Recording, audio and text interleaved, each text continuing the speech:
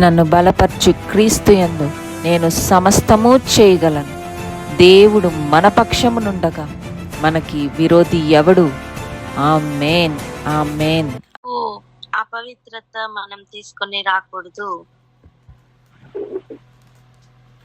అపవిత్రత మనం మనలో ఉన్నప్పుడు మన పెదవుల ద్వారా ఆయన నామానికి మనం ఏ విధంగా అపవిత్రత తీసుకుని వస్తున్నాం అనే విషయాన్ని మనం చూస్తూ ఉన్నాం.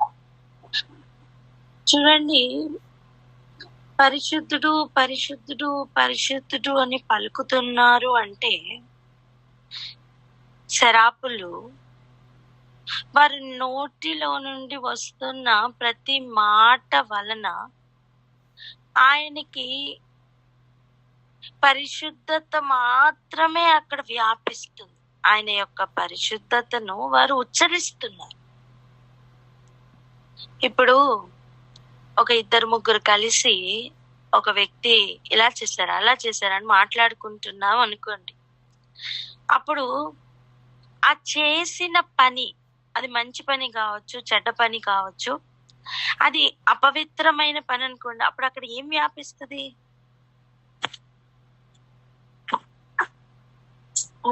అపవిత్రతనే వ్యాపిస్తూ ఉంటుంది. అక్కడ ఒక గొప్ప పని చేశారనుకోండి, అప్పుడు దాని గురించి మాట్లాడుతున్నప్పుడు అక్కడ ఏం వ్యాపిస్తుంది? ఆ గొప్పతనం వ్యాపిస్తుంది. ఒకరు అక్కడ చూడండి, సిలువ వేస్తున్న సమయం, సిలువ వేసే ఆ సిలువకు పైగా ఎందుకు సిలువ వేస్తున్నారు రాసేవాళ్ళు. ఆ సిలువను చూడగానే అది చదువుతున్నప్పుడు నేను అంటాను, ఆ ఏరియాలో ఆ పని వ్యాపిస్తుంది. దొంగతనం చేశాడు అనుకోండి, దొంగ అని రాస్తే మనం చదువుతున్నప్పుడే అక్కడ ఏమి ఆ ఎన్వైరన్మెంట్ లో వాడు చేసిన ఆ దొంగతనం అక్కడ కనిపిస్తూ ఉంటుంది. మనం ఈ మాట ఇలా అంటాం, జ్ఞాపకం ఉందా? మనం కాదండి, మన పని మాట్లాడాలి అని. దాని అర్థం ఏంటి? ఆ వ్యక్తి వెళ్ళిపోయినా ఆ వ్యక్తి చేసిన పని మాట్లాడాలి. ఆ పని ఎట్టిదో దాన్ని బట్టి ఆ వ్యక్తి ఎవరో అర్థమవుతుంది. దేవుణ్ణి కూడా అర్థం చేసుకోవాలి అంటే, ఆయన శక్తిని అర్థం చేసుకోవాలి అంటే దేవుడిచ్చిన ఒక క్లూ ఉంది. ఏంటది? ఆయన చేసిన పని, ఆయన నిర్మించిన నిర్మాణం, అర్థం ఆయన సృష్టిని ఆలోచించుట వలన ఏమి కలుగుతుందట? ఆయన నిత్య శక్తి ఎట్టిదో తెలుస్తుందట. ఆయన స్వభావం, ఆయన దేవత్వం ఎట్టిదో అక్కడ తెలుస్తుందట. ఎలా వ్యాపిస్తుంది, అక్కడ ఎలా తెలుస్తుంది? ఆ విషయాలు ధ్యానించుట వలన. అలా నోటిలో నుండి ఆయన చేసిన కార్యములను వివరిస్తున్న సమయం, ఆయన చేసిన పరిశుద్ధ కార్యములు బట్టి ఆయన పరిశుద్ధత అక్కడ వ్యాపిస్తుందండి. అపహాసకులు కూర్చున్నారనుకోండి, అక్కడ వారు ఏం చేస్తూ ఉంటారు? అపహాస్యం చేస్తూ వెర్రి మాటలు, పిచ్చి మాటలు మాట్లాడుకుంటూ ఉంటారు. అప్పుడు అక్కడ ఏం వ్యాపిస్తుంది? అపహాస్యం వ్యాపిస్తుంది. ఓ మాట చెప్పన్నా, అపవిత్రమైన మాటలకు విముఖుడుగా ఉండమన్నారు. దేనికి? ఆ మాటల వలన, ఆ మాటలు కొరుకుడు పుండు వంటివి అన్నారు. అర్థమేంటి? ఆ అపవిత్రమైన మాటలు కొరుకుడు పుండుగా ఎలా మారుతున్నాయి అంటే, వాటికి వ్యాపించే శక్తి ఉంది.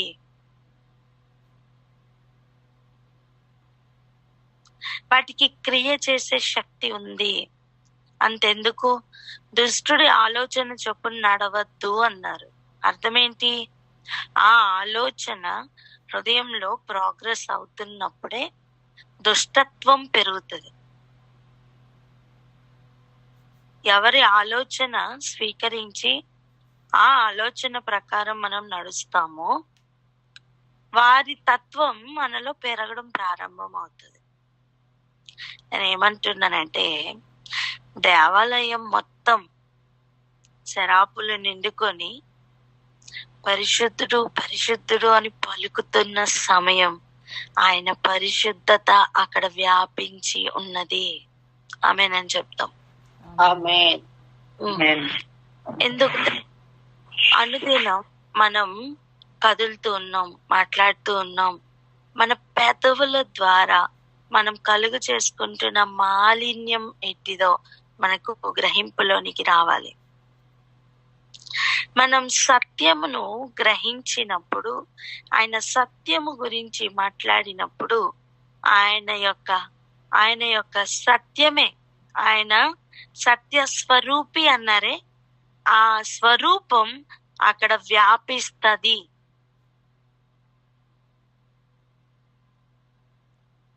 ఎందుకు ఇలా జరగాలి? ఎందుకు అంటే, ఒక వ్యక్తి బయట నుంచి వచ్చి దాంతో సంబంధం లేకుండా ఉన్నా సరే, ఒక వ్యక్తి ఆ పర్మిసెస్ లోకి వస్తే తాను ఎట్టి పరిస్థితిలో ఉన్నాడో తనకు అర్థమైపోతుంది. పరిశుద్ధత వ్యాపించి ఉన్న వాతావరణంలోనికి భూమి మీద నుంచి ఒక వ్యక్తి లోపలికి వెళ్ళిన సమయం యెషయా గుర్తుపడుతున్నాడు, ఈ పరిశుద్ధత నాలో ఎక్కడ లోపించిందని.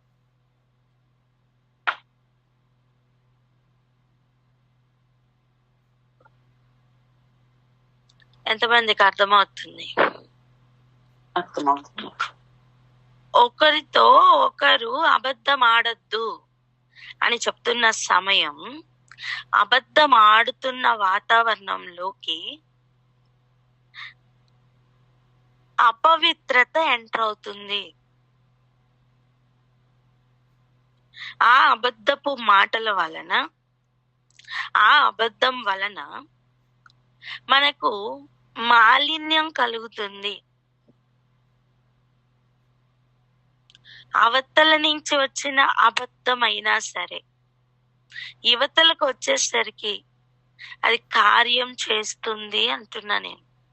పలుకుతున్న అబద్ధము వింటున్న వ్యక్తిలో కూడా క్రియ చేస్తుంది అంటున్నా.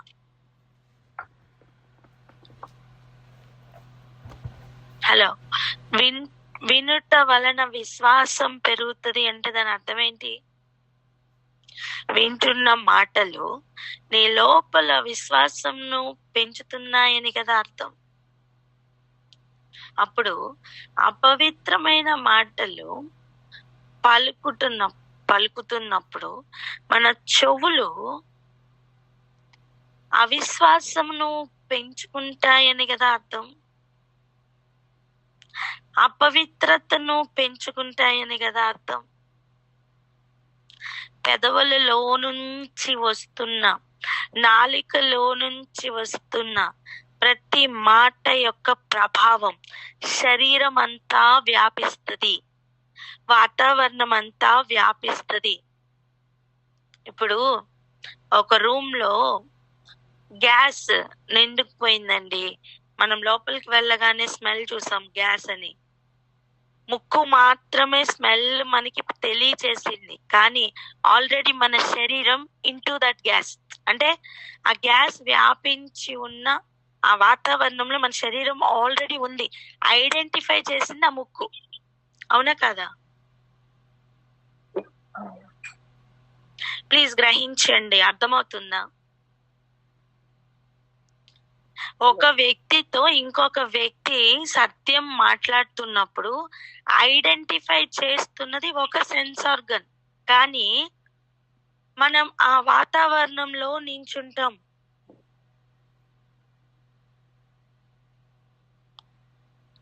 నీ పెదవులతో నువ్వు పరిశుద్ధత గురించి మాట్లాడినప్పుడు ఆ వాతావరణం మొత్తం పరిశుద్ధత వ్యాపిస్తుంది. ఒక వ్యక్తి కొత్తగా వస్తే ఆ వ్యక్తి ఆ వాతావరణంలో నించుంటారు. ఐడెంటిఫై చేసేది ఒక సెన్స్ ఆర్గన్ అంతే.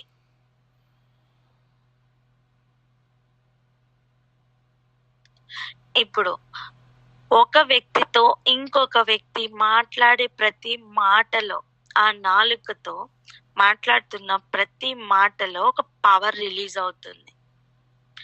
ఆ పవర్ మనమున్న వాతావరణంలో రిలీజ్ అవుతూ ఉంటది. ఒక మాట జ్ఞాపకం చేయాలి. చూడండి, యాకోబు పత్రిక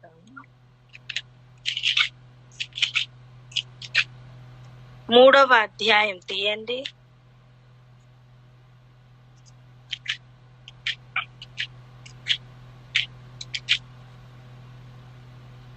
యాకోబు పత్రిక 3వ అధ్యాయం 6వ వచనం దయచేసి చదవరా.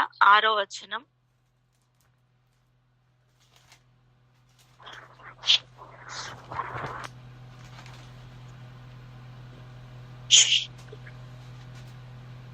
యాకోబు పత్రిక 3వ అధ్యాయము 6వ వచనము. నాలుక అగ్ని. నాలుక మన అవయవంలో ఉంచబడిన పాప ప్రపంచమై సర్వ శరీరమునకు మాలిన్యం కలుగచేయుచు ప్రకృతి చక్రమునకు చిచ్చు పెట్టును. అది నరకము చేత చిచ్చు పెట్టబడును. అంటే ఏంటి? ఆ నాలుకలో ఒక పవర్ రిలీజ్ అవుతుంది. ఆ పవర్ అది ఎలా ఉందట? నాలుక మన అవయవంలో ఉంచబడిన పాప ప్రపంచమట. కమన్, అర్థమవుతుందా?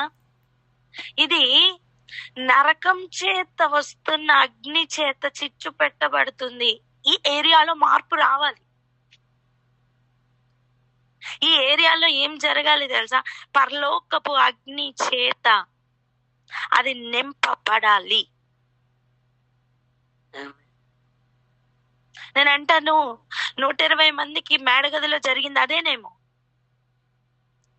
అగ్ని నాలుకల వలె విభాగింపబడి ఒక్కొక్కరి మీద వ్రాలగా, ఒక్కొక్కరిలో నోటిలో భాష మారిందండి.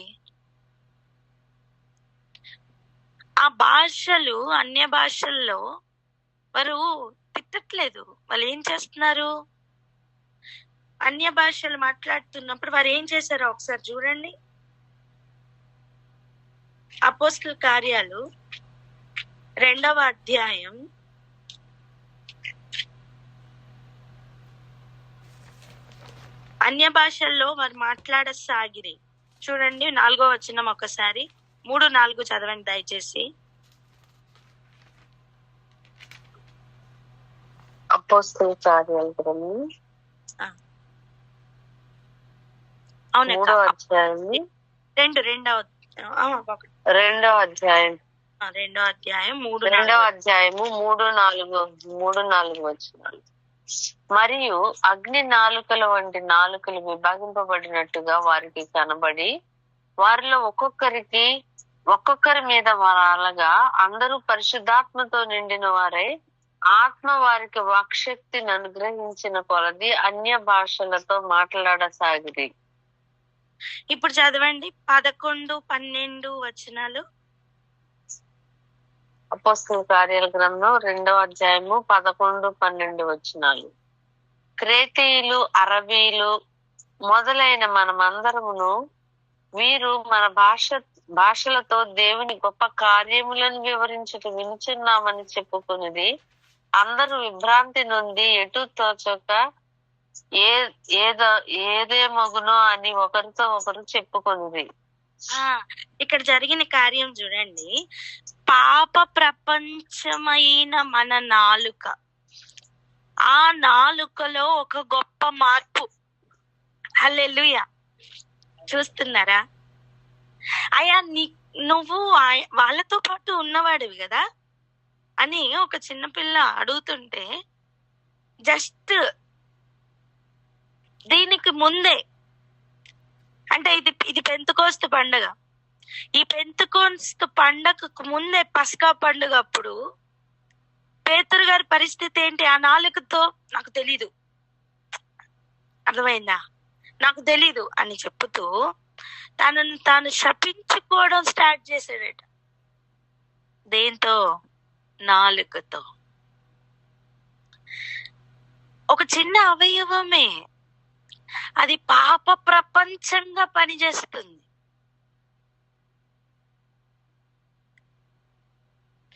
ఆ పాప ప్రపంచానికి ఒక గొప్ప మార్పు వచ్చేసింది. ఏం జరుగుతుంది తెలుసా? అన్య భాషలతో మాట్లాడుతున్నారు నిజమే, కానీ వాళ్ళు చేస్తున్న పని ఏంటి అంటే, వీరు మన భాషలతో దేవుని గొప్ప కార్యములను వివరించుట వినుచున్నాం. నువ్వు ఏ భాషతో అయినా మాట్లాడు, ఆయన గొప్ప కార్యములను, ఆయన గొప్పతనాన్ని నువ్వు వివరిస్తేనే ఆ వాతావరణంలో మార్పు.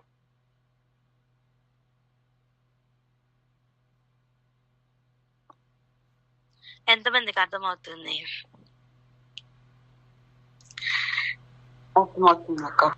ఆ రోజు శరాపులు అక్కడ నిలబడి పలుకుతున్న మాటలో పరిశుద్ధుడు పరిశుద్ధుడు అంటున్నప్పుడు ఆయన గొప్పతనాన్ని, బికాస్ ఆయనకి ఉన్న పరిశుద్ధత ఇంక ఎవరికి లేదండి. పరిశుద్ధుడు అంటే ఆయన తప్ప ఇంక ఎవరు లేరు. ఆయనను పరిశుద్ధ కార్యములను వివరించడానికి ఆయన పరిశుద్ధుడు అని చెప్తున్నారు. ఆయన గొప్పతనాన్ని అక్కడ పలుకుతున్నప్పుడు ఆ గొప్పతనం ఆ వాతావరణంలో వ్యాపించింది అంటున్నా నేను. ఇక్కడ కూడా అదే జరుగుతుంది, చూసారా? ఆ రోజు యెషయా 6వ అధ్యాయంలో దేవాలయంలో ఆయన గొప్పతనాన్ని ప్రకటిస్తున్నప్పుడు ఒక వ్యక్తి గుర్తుపట్టాడు, నేను అపవిత్రమైన పెదవులు గలవాడను. అంతేకాదు, అపవిత్ర పెదవుల మధ్య నివసించువాడను అని. ప్రాబ్లం ఎక్కడుందో గుర్తుపట్టేశాడు. పాప ప్రపంచం ఎక్కడుందో డయాగ్నోసిస్ అయిపోయింది. అర్థమవుతుందా అందరికి? ఉన్నారా? ఉంటే నేను ఉన్నానని చెప్పండి.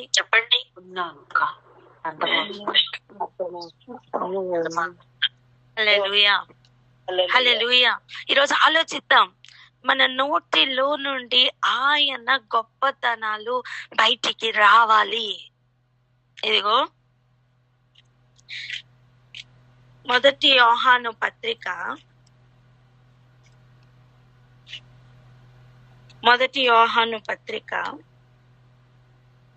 2వ అధ్యాయం 15, 16 వచనాలు చదువుదాం.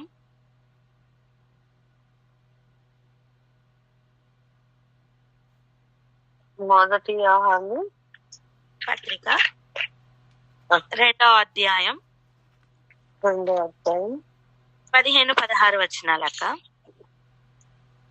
మొదటి యోహాను పత్రిక 2వ అధ్యాయము 15, 16 వచనాలు. ఈ లోకమునైనను లోకములో ఉన్న వాటినైనను ప్రేమింపకుడి. ఎవడైనను లోకమును ప్రేమించిన యెడల తండ్రి ప్రేమ వానిలో ఉండదు. లోకములో ఉన్నదంతయు అనగా శరీరాశయు, నేత్రాశయు, జీవపు డంబమును తండ్రి వలన పుట్టినవి కావు, అవి లోక సంబంధమైనవే. ఇక్కడ చూడండి, ఇక్కడ జీవపు డంబం. ఎవరి జీవపు డంబం? మన జీవన శైలి యొక్క డంబం.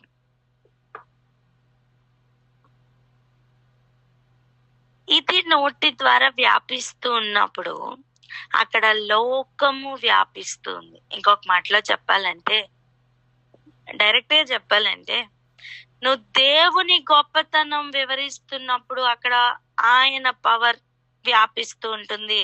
నువ్వు నీ గొప్పతనం చెప్పుకోవడం ప్రారంభించినప్పటి నుంచి అక్కడ లోకం యొక్క గొప్పతనం వ్యాపిస్తూ ఉంటుంది.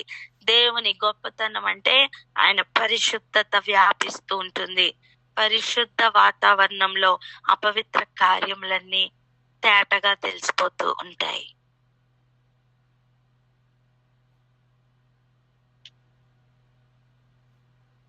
ఆయన గొప్పతనాన్ని ఆ రోజు వాళ్ళు వివరిస్తూ ఉన్నారట. అంటే ఆయన పరిశుద్ధత అక్కడ వ్యాపిస్తూ ఉన్నది. ఆయా భాషలు మాట్లాడువారు ఆ ప్రదేశానికి వచ్చినప్పుడు వాళ్ళు ఆయన గొప్పతనాన్ని ఇంకొక యాంగిల్లో విన్నారు. పేతురు నిలబడి ప్రవచన సారమైన యేసయ్యలో నెరవేర్పు అన్నిటి గురించి వివరిస్తూ చెప్పిన సమయం అక్కడ వచ్చిన వారందరిలో ఒక ఆలోచన కలిగింది. అయ్యా, ఇప్పుడు మేమేం చెయ్యాలి? 37వ వచనం ఒకసారి చదవండి.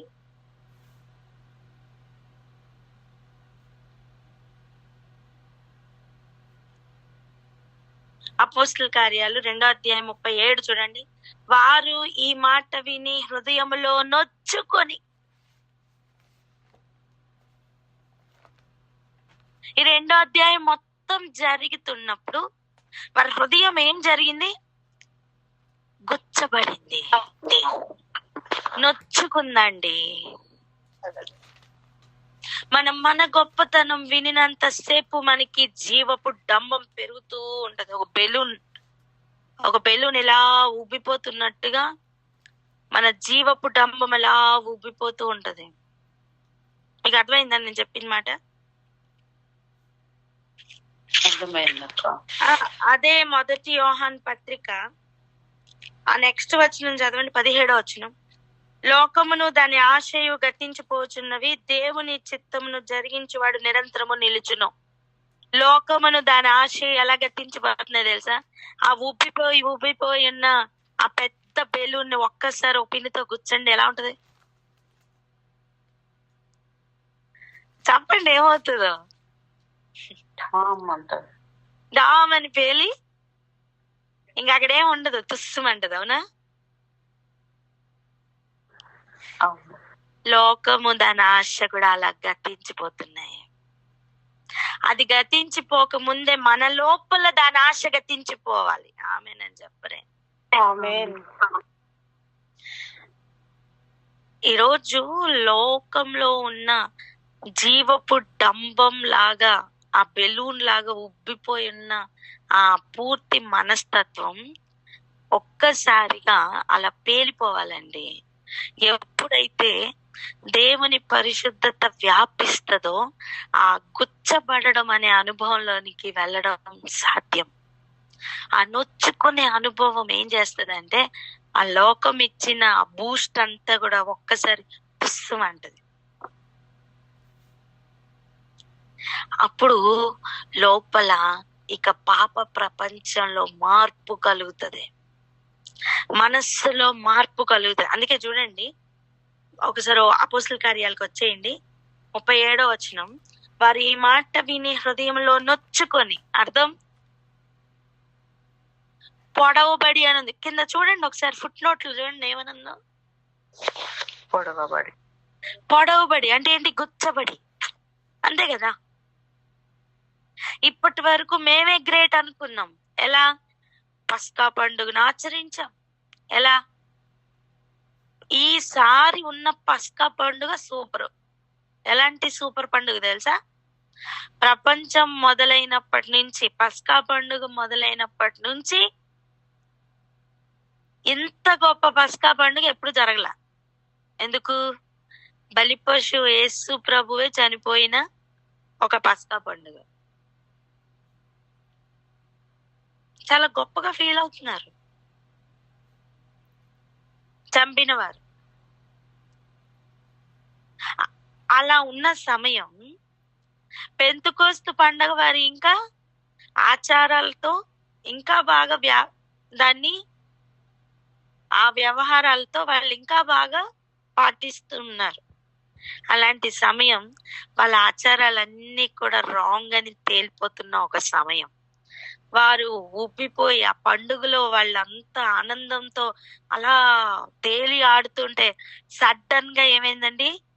గుచ్చబడుతున్నారు. చెప్పండి, ఏమవుతున్నారు వాళ్ళు? గుచ్చబడుతున్నప్పుడు జరుగుతున్న విషయం ఇదే ఊహించుకోండి. ఆ బెలూన్ అలా జీవపు డంబంతో అలా ఉబ్బిపోయి ఉంటే దాన్ని ఒక్కసారి గుచ్చితే అది ఎలా డామ్ అని పేలిపోయి అక్కడ ఏమి ఉండదో, వాళ్ళు అలా నిరాధారులు అయిపోయి ఏమీ లేకుండా ఒక శూన్యం అనే స్థితిలోనికి వెళ్ళిపోయారు. అప్పుడు అడుగుతున్నా, ఇప్పుడు మేమేం చెయ్యాలి? అది చూడండి, ఆ మాట ఉందా లేదా చూడండి. సహోదరులారా, మేమేమి చేతుమని పేతురును కడమ అపోస్తులను అడుగగా, పేతురు ఒక మాట చెప్తున్నాడు, మీరు మారు మనస్సు పొంది పాప క్షమాపణ నిమిత్తం ప్రతి వాడు యేసుక్రీస్తు నామమున బాప్తిస్మం పొందుడి, అప్పుడు మీరు పరిశుద్ధాత్మ అను వరమును పొందుదురు. బాప్తిస్మముతో జర్నీ ఆగిపోలేదు.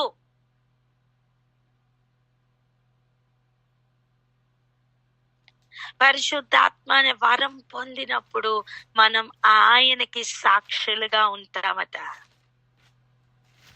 అయినను మీరు పరిశుద్ధాత్మను పొందినప్పుడు ఏం జరుగుతుందండి? మీకు ఏం కలుగుతుంది? శక్తి పొందేది. మీరు శక్తి పొంది ఏం చేస్తారు? పక్కోని కొడతారా? సాక్షులుగా నిలబడతారు. హల్లెలూయా. నాకు సాక్షులుగా నిలబడతారు. ఎవరికి? దేవునికి, యేసు ప్రభుకి సాక్షులుగా నిలబడతారు. అర్థం, నువ్వు శక్తి లేనప్పుడు ఆయనకి సాక్షిగా ఉండలేవు.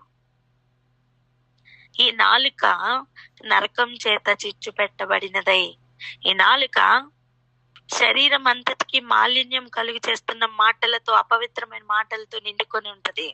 ఈ పెదవులు నాలుక కలిసి హ్యాండ్ ఇన్ హ్యాండ్ భలే నడుస్తూ ఉంటది. ఎలా? దాని నోటి నుండి వస్తున్న అగ్ని డైరెక్ట్ గా నరకం నుండి తెస్తున్న అగ్ని మన నోటి ద్వారా అక్కడ ఆ వాతావరణంలో ఓపెన్ చేస్తాం, ఒక ట్యాప్ లాగా. మీకు అర్థమైందా? ఈ ట్యాంక్ మొత్తం నరకం యొక్క ట్యాంక్. ఈ నోరు ఒక చిన్న ట్యాప్. ఆ నరకంలో ఉండాల్సిన అగ్ని మన నోటి ద్వారా మన ఉన్న వాతావరణంలో వ్యాపిస్తూ ఉంటుంది అన్నమాట. ఇప్పుడు ఈ ట్యాంకే మారిపోవాలి. ఏంటో ట్యాంక్? మనస్సు, హృదయం. ఈ ట్యాంక్ ఇప్పుడు ఎలా మారిపోవాలి? ఇక నరకం యొక్క అగ్ని ఉండడానికి వీల్లేదు, పరలోకం యొక్క అగ్ని ఉండాలి. ఆమేనని చెప్పండి. ఇప్పుడు ఆ అగ్నితో నిండుకున్న ఆ హృదయం, ఇప్పుడు ఆ హృదయం నిండుకున్న దాన్ని బట్టి ఏది మాట్లాడును? చెప్పాలి, ఏది మాట్లాడును? నోరు మాట్లాడును. ఇప్పుడు ఆ నోరు అనే ట్యాప్ ఓపెన్ అవుతుంది. ఇప్పుడు ఏ అగ్ని రిలీజ్ అవుతుంది? పరలోకపు అగ్ని రిలీజ్ అవుతుంది. నేను అంటాను, పరిశుద్ధత వ్యాపిస్తుంది. ఇంతవరకు నోరిప్పితే ఏమొచ్చేవి? అపవిత్రత, అపవిత్రమైన మాటలు. కానీ ఇప్పుడేమొస్తాయి? పరిశుద్ధత, పరిశుద్ధమైన మాటలు. ఆమేనని చెప్పండి. ఇప్పుడు ఆయన గొప్ప కార్యములను వివరించే, ఆయన శక్తిని వివరించే శక్తి మనం పొందుకుంటాం. అప్పుడు మాత్రమే ఆయనకి సాక్షులుగా ఉండుట సాధ్యం. ఈ మార్పులు జరగకుండా మనం సత్యానికి సాక్షులుగా ఉండమండి, అబద్ధానికే సాక్షులుగా మారిపోతాం. మనకే తెలియకుండా మన నోరు పనిచేస్తూ ఉంటది. ఇప్పుడు నోటిలో మార్పు రావాలంటే ఏది మారాలి? ట్యాంకే మారిపోవాలి. ఆ ట్యాంక్ ఏంటి? మనస్సు, హృదయం. హృదయం మారాలని చెప్తాం, హృదయం మారాలి. మనస్సులో మార్పు రావాలని చెప్తాం.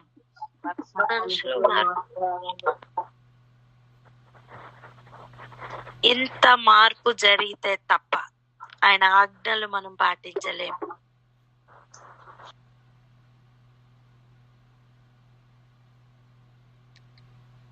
నేను ఇదంతా లోపల జరగాల్సిన పని. ఒక విత్తనాన్ని నువ్వు భూమిలో కప్పెట్టిన తర్వాత ఆ విత్తనంలో వచ్చే మార్పులు నీకు తెలుసా? బయటికి ఒక మొలకెత్తేంత వరకు నీకు తెలియదు ఆ విత్తనం ఎంత కష్టపడిందో. బయట గాలిలో ఒక ఒక ఆకు రావడం చాలా ఈజీ అండి, కానీ ఆ హార్డ్ గా ఉన్న మట్టి లోపలికి వేరు వెళ్ళడమే కష్టం తెలుసా?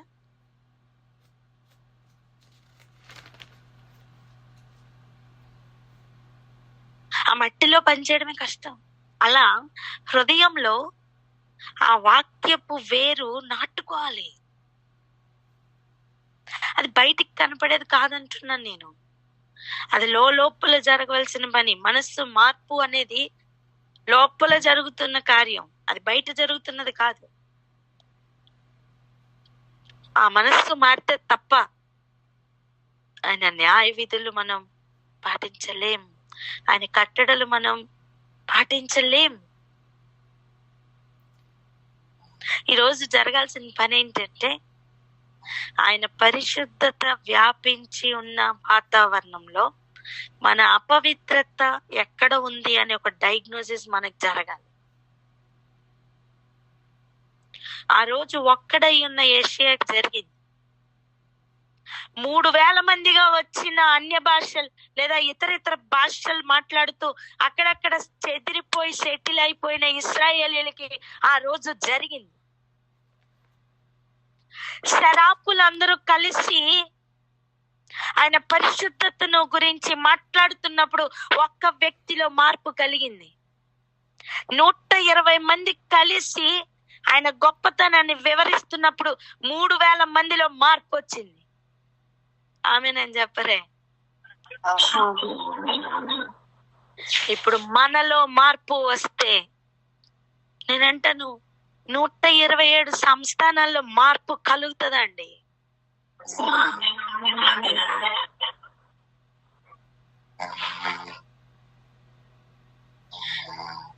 సంఘముగా మనం చేరి ఎన్నో కార్యాలు జరగాలి మన ద్వారా. ఈరోజు ఏమీ జరగకుండా ఎక్కడేసిన గొంగళ్ళు అక్కడే ఉన్నట్టుగా ఉంది ఆ బ్రతుకు. నాన్న మార్పు కలగాలి. మన పాప ప్రపంచమై మన నాలుక ఎలా కదులుతుందో కొంచెం గమనించుకుందాం. మన గొప్పతనం వ్యాపించినప్పుడు అక్కడ లోకం యొక్క గొప్పతనం వ్యాపిస్తుంది. ఈ రోజు అది గుచ్చబడని, ఈ రోజు అది నొచ్చుకొని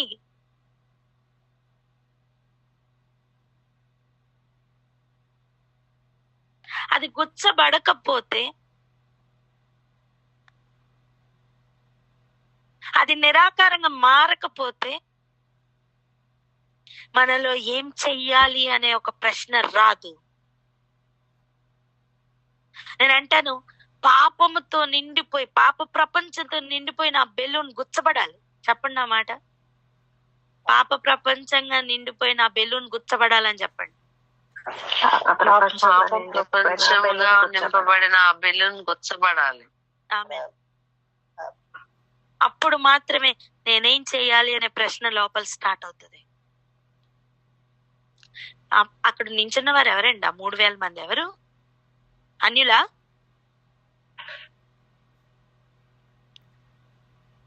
అన్యులా? పండుగ ఆచరించడానికి వచ్చిన ఇశ్రాయేలీలు. ఫారెన్ నుంచి వచ్చారండి. ఎన్ని ఫారెన్ కంట్రీస్ తెలుసా అవి? ఆ కంట్రీస్ ఒకసారి చదువుదామా?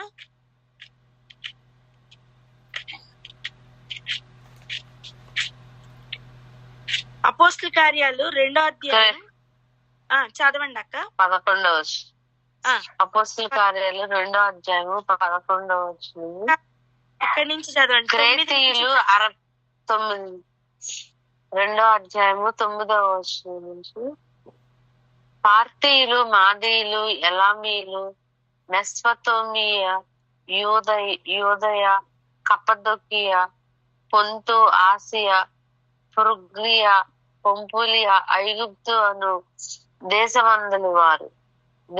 అందలి వారు కురేనే దగ్గర లిబియా ప్రాంతముల యందు కాపురమున్నవారు, రోమా నుండి పరవాసులుగా వచ్చిన వారు, యూదులు, యూద మత ప్రవిష్టులు, క్రేతీయులు, అరబీలు మొదలైన మనమందరమును వీరు మన భాషలతో దేవుని కార్యములను వివరించుట వినుచున్నామని చెప్పుకొనిది. అందరూ విభ్రాంతి నొంది ఎటు తోచక ఇదే మగును అని ఒకరితో ఒకడు చెప్పుకొనిరి. ఇది జరగాలండి. నేను అనేది అన్య భాషలు మాట్లాడమంట్లా, మీకు అర్థమైందా? నోటిలో నుండి అది ఏ భాష అయినా సరే వీళ్ళందరికి అర్థమైందంట.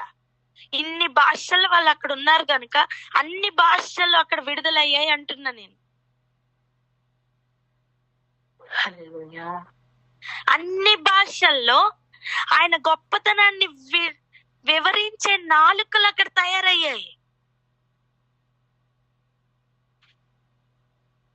అంటే వారి హృదయం నిండా ఏం నిండుకుపోయింది?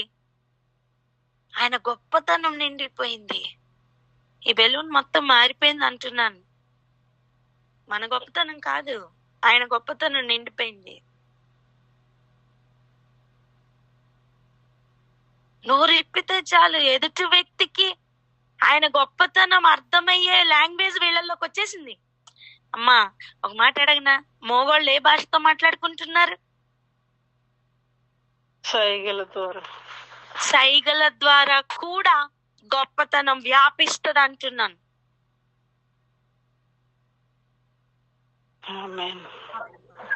గుడ్డివారు ఎలా మాట్లాడుకుంటారండి? స్పర్శ ద్వారా. నీ స్పర్శలో కూడా పరిశుద్ధత వ్యాపిస్తుంది. ఆమేనని చెప్పారు. ఎక్కడున్నారు అందరూ? ఈ రోజు ఈ ఆశ ఉందా?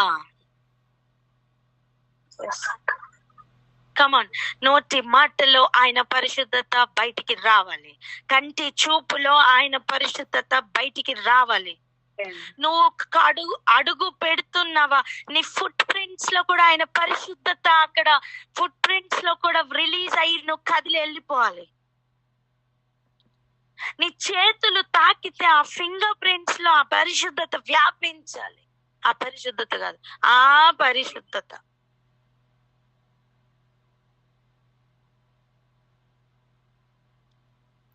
ఇంతవరకు మన పరిస్థితి ఎలా ఉందో తెలుసా? నోటి మాట ద్వారా శరీరం అంతా కూడా ఎలా మారిపోయిందండి? పాప ప్రపంచం అట. అవునా? శరీరం అంతా కూడా సర్వ శరీరం మాలిన్యముతో నిండుకుపోయింది. ఎక్కడి నుంచి స్టార్ట్ అయింది? అది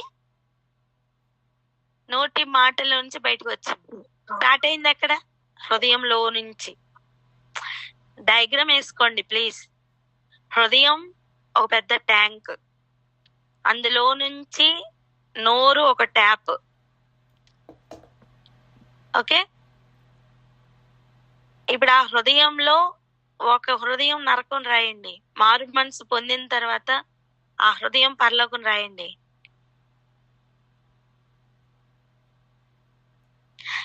ఈ మారు మనసు పొందక ముందు నోరు ఒక పాప ప్రపంచం. ఈ రెండో డయాగ్రామ్ లో నోరు ఒక పరిశుద్ధ ప్రపంచం. నోరు విప్పితే ఇంతకు ముందు అపవిత్రత వ్యాపించింది, ఇప్పుడు నోరు విప్పితే పరిశుద్ధత వ్యాపించాలి. నీ నోటి మాట ద్వారా నీకు తెలీదు ఆ వాతావరణంలో ఏం రిలీజ్ అవుతుందో. నరకపు అగ్ని ఉంది, పరలోకపు అగ్ని ఉంది. ఈ నోరు అనే ట్యాప్ లో నుంచి ఏది బయటికి వస్తే అది వ్యాపిస్తుంది. ఒకరితో ఒకడు ఏం మాట్లాడుకుంటున్నారో దేవుడు వింటున్నారు నాన్న. ఒకరితో ఒకడు అబద్ధం ఆడడానికి మనం లేం. ఒకరితో ఒకడు అపహాస్యం చేయడానికి మనం లేం. ఒకరితో ఒకడు లేనిపోని చెప్పుడు మాటలు చెప్పుకోవడానికి మనం లేం. ఒకరితో ఒకడు ఆయన పరిశుద్ధత గురించి మాట్లాడుకోవాలి. ఒకరితో ఒకడు ఆయన గొప్పతనాన్ని గురించి మాట్లాడుకోవాలి. ఇంతకాలం ఎలా గడిపామో ఈ రోజు నుంచి ఒక మార్పు కలుగును గాక. ప్రతి అవయవంలో నుంచి కూడా ఆయన పరిశుద్ధత బయటికి వచ్చే విధంగా నీ స్పర్శలో, నీ అడుగులో, నీ ముట్టుకుంటున్న నీ ఫింగర్ ప్రింట్స్ లో ఎవ్రీ ఏరియాలో ఒక మార్పు రావాలి. అప్పుడు ఏం జరుగుతుంది అంటే, అక్కడికి వచ్చిన అపవిత్రమైన పెదవులు ఉన్నవాడు వాడు ఎలా అయితే తనను తాను డయాగ్నోస్ చేసుకొని తన పరిశుద్ధతలోనికి రావాలో ఆ ఏరియా మారుతుందో తనకు మారుతుంది. ఒకడు గుడ్డివాడిగా ఉంటే వాడు గుడ్డితనాన్ని విడిచిపెట్టి వాడు మార్పు పొందుతాడు. ఒకడు చెవిటి వాణిగా ఉంటే ఆ చెవిటితనాన్ని విడిచిపెట్టి వానిలో మార్పు కలుగుతుంది. ఒకడు పక్షవాయువుగా ఉంటే వాడు అంతవరకు ఏదైతే చచ్చిన స్థితిలో ఉందో దాంట్లో కదలికలు ప్రారంభం అవుతాయి. జీవపు స్థితిలోనికి కదులుతాడు. ఇంతవరకు నువ్వు చూసిన స్వస్థతలు వేరు, ఇక నువ్వు చూడబోతున్న స్వస్థతల లెవెల్ వేరు.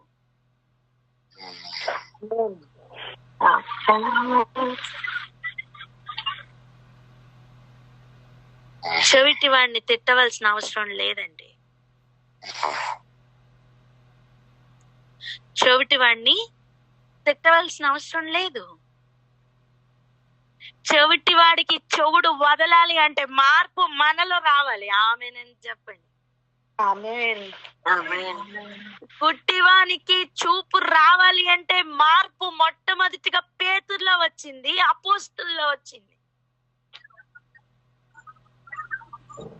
వారు కదులుతుంటే వాళ్ళ నీడలో కూడా స్వస్థతలు జరిగాయి. ఎలా సాధ్యమైంది ఇది? ఆ రోజు నిలబడి ఉన్న దేవాలయంలో ఒక మార్పు కలిగి ఉంటే ఇప్పుడు నడిచొచ్చే దేవాలయంగా నిన్ను నన్ను దేవుడు తయారు చేసుకోవాలి. అప్పుడు జరిగే కార్యం ఏంటో తెలుసా? అడుగు పెట్టిన ప్రతి స్థలం దేవుని సొంతం. ఆమె నేను చెప్పరే. ఇలా కదలడానికే దేవుడు నిన్ను నన్ను ఏర్పరచుకున్నారు. ఆయన ధర్మ వీధులు హృదయంలో ఆయన వేలుతో రాసేసిన అనుభవం అదేనండి. ఒకడు నాకు చెప్పాలి అవసరం లేదు, నీకు తెలుస్తుంది లోపల. బికాజ్ నీ ట్యాంక్ మొత్తం నీకు అర్థమైందా? నరకం యొక్క అగ్ని లేదు నాన్న, పరలోకపు ఈ అగ్నితో నువ్వు మండుతున్నావు. ఇది నీకు ఎలా తెలుసు అంటే, ఐ నో ఇది నాకు తెలిసిపోతుంది, లోపల అనిపిస్తుంది నీకు.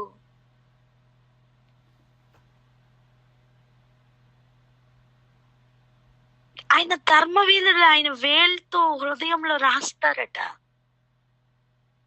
ఆయన చేస్తానన్న నూతన నిబంధన అదే. నువ్వు నీ నూతన నిబంధన పట్టుకొని కొత్త నిబంధన పట్టుకొని చేత్తో ఎన్నిసార్లు ప్రార్థన చేసినా నీకు ఆ నిబంధన రాదు. హృదయంతో ఆయనతో ఒక నిబంధన చెయ్యి. రోజు ఆయన వేలుతో ఆయన ధర్మ విధులు హృదయంలో రాసేస్తారు నాన్న. ఈ బెలూన్ పేలకపోతే ఆయన ధర్మ విధులు రాయలేరు. నీకు అర్థమైందా?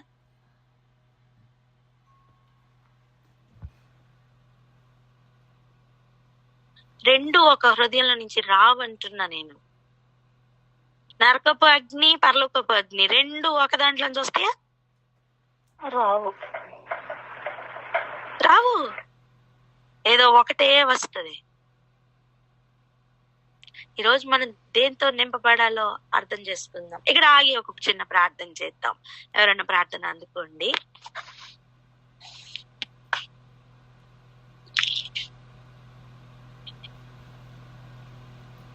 తండ్రి నీకు స్తోత్రం రాజా, పరిశుద్ధుడా నీకు స్తోత్రం అయ్యా. నా ప్రభా, మా హృదయంలో రావాల్సిన తండ్రి మీరు సెలవిచ్చున్నారయ్యా. అవును తండ్రి, మీరు పిలువచ్చే ఆలయాలుగా మేము మారాలని నా ప్రభా మీ ఆశ ఉండగా నా ప్రభా, మా హృదయంలో వచ్చిన మార్పును బట్టి నా తండ్రి న్యాయ విధులను మా హృదయంలో మీరు రాస్తారని మేమే ఒక కొత్త నిబంధనగా మీరు చేయదలసిన కార్యములు మేము మా ద్వారా చేయిస్తారని నమ్ముతున్న ప్రభువా, మా హృదయంలో నుంచి నా తండ్రి పరలోకపు అగ్ని నా తండ్రి కుమ్మరింపబడినట్లుగా కృపనిమ్మని వేడుతూ యేసునామంలో అడిగి వేడుకుని పొంది ఉన్నాం తండ్రి. ఆమేన్. ఆమేన్. హల్లెలూయా. ఇప్పుడు చూడండి, ఎప్పుడైతే ఈ అనుభవాల్లోనికి మనం ఎంటర్ అవుతామో న్యాయమైన త్రాసు, న్యాయమైన గుండ్లు వంటి జీవితం మన జీవితం లోపలికి వస్తది. అంతవరకు నువ్వు ప్రేమించలేవు నానా, కానీ ఇప్పుడు నీ లోపల నుంచి ప్రేమ పొంగుకొని వస్తుంది. ఒక బెస్ట్ ఎగ్జాంపుల్ చెప్పనా, సౌలు దమస్కులోకి ఎంటర్ అయినప్పుడు ఎలా ఎంటర్ అయ్యాడండి? ఎవరు విశ్వాసంలో ఉన్నారో వాళ్ళు చంపేయాలని ఎంటర్ అయ్యాడు. అంటే ఏముంది లోపల? ద్వేషం, పగ. కానీ ఈ ఎన్కౌంటర్ జరిగినప్పుడు తన లోపల ఆ లోకం యొక్క ఆ బెలూన్ పేలిపోయి, తన ట్యాంక్ అంతా మారిపోయి, తన మనస్సంతా మారిపోయి, దేవుని రాజ్యం సమీపించి తనే ఒక రాజ్యంగా మారి ఇప్పుడు మరలా బయటికి వస్తున్న సమయం తను ఎలా వచ్చాడు? ప్రేమతో నిండిపోయాడు. ఒకప్పుడు అదే వ్యక్తిని చూస్తే చంపేయాలనిపించింది, ఇప్పుడు అదే వ్యక్తి మీద ఏమొచ్చింది? ప్రేమ వచ్చింది. ఎలా వచ్చిందండి ఇది? ఎలా సాధ్యమైంది ఇది? హృదయంలో మార్పు.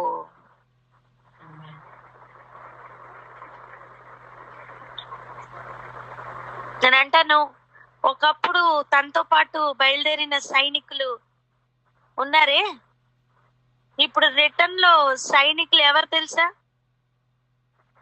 క్రీస్తుతో ఉన్నవారే తన సైనికులు, ఇప్పుడు తనతో ఉన్న సైనికులు. అవునా?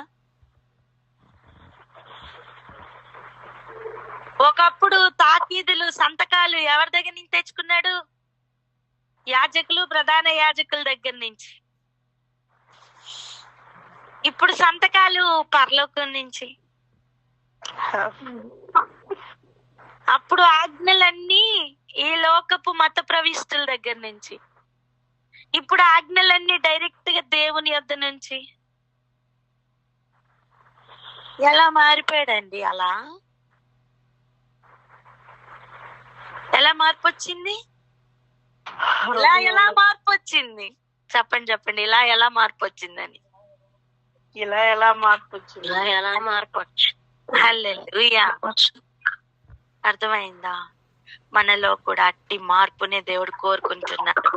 అవును, అప్పటి వరకు నువ్వు ప్రేమించలేకపోతున్నావు, అప్పటి వరకు నేను ఉండలేను అంటున్నావు, అప్పటి వరకు నేను వినలేను అంటున్నావు, వీళ్ళతో నేను ఉండలేను, వీళ్ళని నేను సహించలేను, వీళ్ళతో మాట్లాడలేను. ఓ, యూ హ్యావ్ మెనీ రీజన్స్. కానీ ఇప్పుడు నీకు తెలీదు. నువ్వేమంటావు తెలుసా? ఎందుకో తెలీదు, నేను ఆ వ్యక్తిని ప్రేమిస్తున్నాను.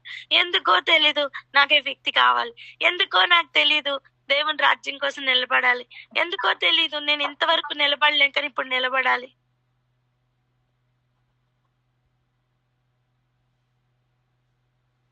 నోరిప్పితే ఇంతకు ముందు బూతులే వచ్చేవి, ఇప్పుడు ఆయన గొప్ప కార్యాలు తప్ప ఇంకేం రావట్లా.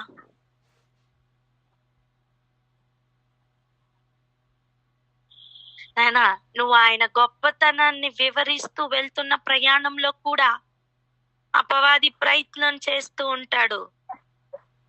వాని అగ్నిని, ఒక మాట చెప్పనా, నెబుకద్నెజర్ రాజు తన మాట వినలేదని అగ్నిని ఎన్నంతలు రెట్టింపు చేశాడు? 7. అలాగనే అపవాది కూడా వాని యొక్క అగ్ని మన నోటితో రావట్లేదని వాడు 7 అగ్నిని పెంచుకొని మన చుట్టూ తిరుగుతాడు. కానీ ఇక్కడ చేసే పని ఏంటో తెలుసా? జరిగే పని ఏంటో తెలుసా? దొంగ దొరికిపోయాడు, ఇప్పుడు ఏం అప్పగించాలి? ఆ 7 మనకి అప్పచెప్పి వెళ్ళిపోవాలి. హల్లెలూయా. నువ్వు భయపడద్దు నాన్న, ఆడ 7 అగ్ని పెంచాడని నువ్వు భయపడకు.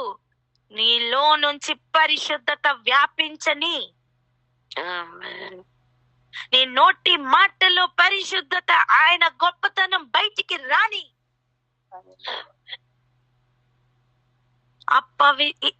పవర్ మారిపోవాలి. ఎలా మారాలి తెలుసా?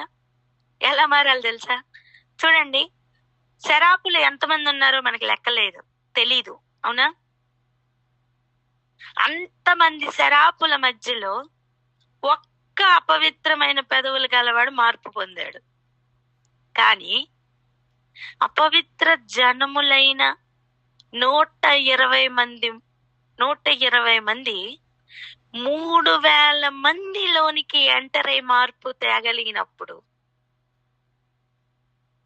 నువ్వు ఎక్కడెక్కడ ఎంటర్ అవుతున్నావో ఆ అన్ని ప్రదేశాల్లో మార్పు తేవడం సాధ్యం. నేను చెప్తా అది ఎలాగనో. చూడండి, జీవనది సముద్రం లోపలికి ఎంటర్ అయినప్పుడు నార్మల్ గా ప్రపంచంలో జరుగుతున్నది ఏంటి?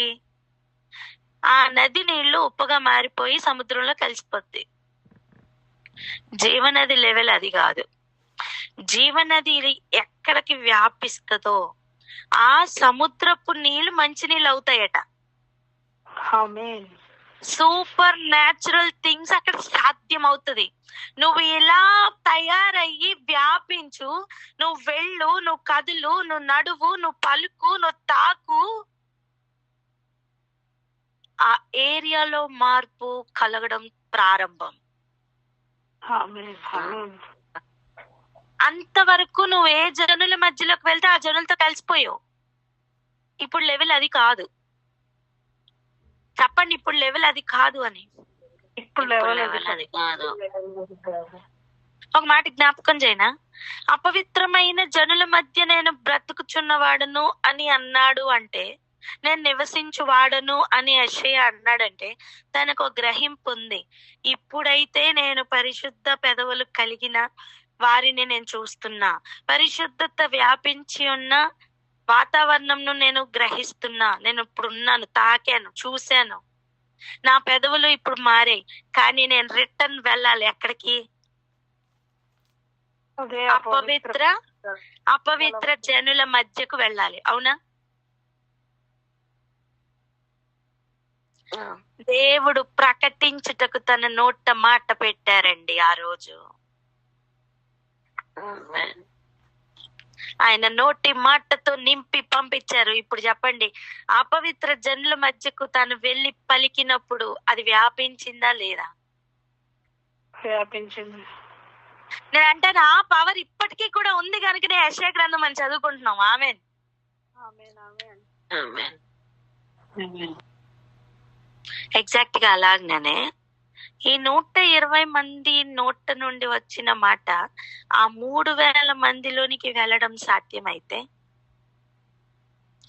ఈ రోజు మన చెవును పడుతున్న ఈ మాటలు మన నోట నుండి బయటికి వచ్చే సమయం, మనం ఎక్కడున్నామో అక్కడ మార్పు రాదా? వస్తది. ప్రతి అవయవం మార్పు కలగాలి. ప్రతి అడుగులో పవర్ రిలీజ్ అవ్వాలి. ఇదంతా ఎప్పుడు సాధ్యం తెలుసా? ఆయన గొప్పతనం వివరిస్తే. ఈ లోకం యొక్క గొప్పతనం వివరించిన, మన గొప్పతనం చెప్పినా అక్కడ ఈ పవర్ రాదు నానా. నరకం యొక్క పవర్ బయటకు వస్తుంది. శిష్యులు ఈ కట్టడం, ఈ రాళ్ళు ఎలా ఉన్నాయో చూసావా అన్నారు. అప్పుడు ఎవరి గొప్పతనం చెప్పడానికి ట్రై చేస్తున్నారు? లోకపు గొప్పతనం. స్తోత్రం. అందుకే అక్కడ పవర్ రిలీజ్ అవ్వాల. ఇప్పుడు వేరే యాంగిల్లో దేవుని గొప్పతనం రిలీజ్ అవుతుంటే అక్కడ పవర్ రిలీజ్ అవుతుంది. పరలోకం యొక్క పవర్, దేవుని యొక్క పవర్, ఆయన నిత్య శక్తి రిలీజ్ అవ్వాలి.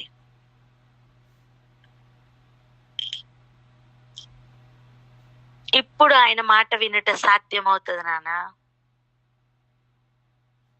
ఎంతవరకు ఏది చెప్పినా అమ్మో ఇది నా వల్ల కాదు అన్నావే, ఇప్పుడు నా వల్ల అవుతుంది, నేను వెళ్తాను, నేను చేస్తాను, నేను మాట్లాడతాను, నేను చూస్తా, అని మాట విని లొంగి వంగి ఉండడం సాధ్యమవుతుంది?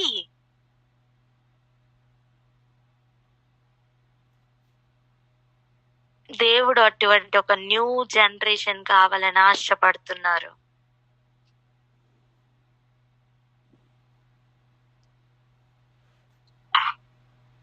అంతవరకు సౌలుతో ఉన్న సైనికులు చంపడానికి బయలుదేరారు. ఇప్పుడు వస్తున్న సైనికులు చావడానికి సిద్ధమవుతున్నారు.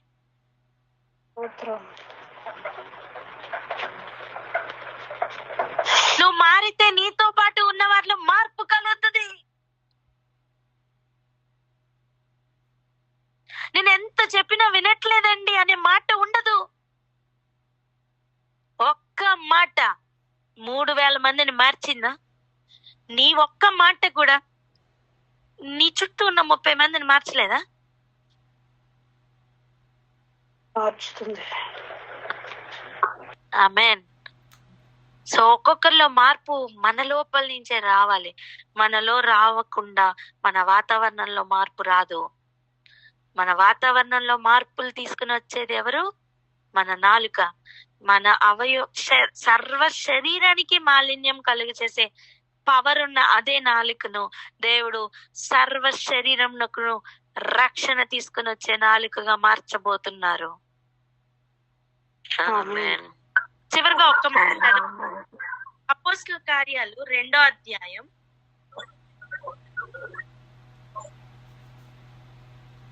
19 నుంచి 21 వరకు చదవరా? 19 నుంచి 21 వరకు. అపోస్తలుల కార్యాలు 2వ అధ్యాయము 19 నుంచి 21వ వచనం వరకు. పైన ఆకాశమందు మహత్కార్యములను, క్రింద భూమి మీద సూచక క్రియలను, రక్తమును, అగ్నిని, పొగ, ఆవిరిని కలుగజేసేదను. ప్రభు ప్రత్యక్షమగు ఆ మహాదినము రాకమునుపు సూర్యుడు చీకటిగాను చంద్రుడు రక్తముగాను మారుదురు. అయితే ప్రభు నామమును బట్టి ప్రార్థన చేయి వారందరినూ రక్షణ పొందుతారని దేవుడు చెప్తున్నాడు. చూడండి, అప్పుడు ఎప్పుడు ఇవి జరిగినప్పుడు ప్రభు నామమును బట్టి ప్రార్థన చేయువారందరూ, ప్రభు నామం బట్టి ప్రార్థన చేయువారంటే ప్రార్థన దేంతో చేస్తాం? నాలుగుతో, నోటితో, హృదయంతోనూ నోటితోనూ, అంతే కదా. వారందరూ రక్షణ పొందుతారంట. ఆమేన్. మనం ఎదురు చూస్తున్న రక్షణ అప్పుడు కలుగుతుంది.